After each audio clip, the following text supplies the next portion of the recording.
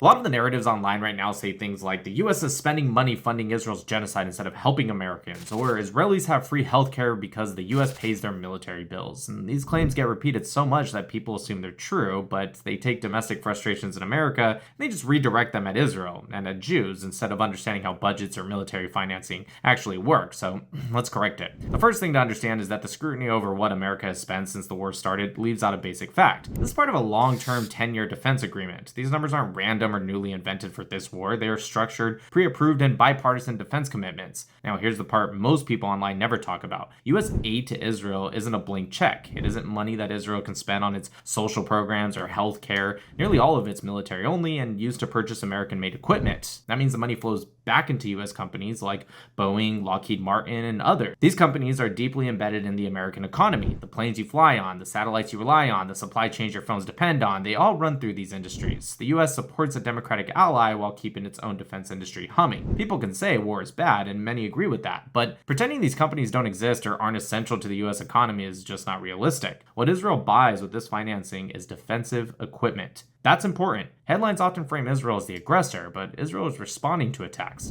from Hamas, attacks from Hezbollah, attacks from Iran-backed groups. So the military systems being purchased are systems Israel uses to defend itself, not to run a global empire or project power overseas. The US is not funding Israel's civilian life or domestic government. It's funding American manufacturing, American labor, American defense companies through a structured credit line that Israel uses to buy equipment the US already made. So the bottom line is this. The way US military financing for Israel works is not how it gets portrayed in viral posts about food stamps, homelessness, or healthcare. The MOU deal the US has with Israel is less than 1% of Israel's GDP and is less than 0.1% of America's last fiscal year budget. These domestic issues are real, but they are not being caused by support for Israel. The money being discussed is not money that could be redirected to American social programs. It is money that never leaves the American economy in the first place.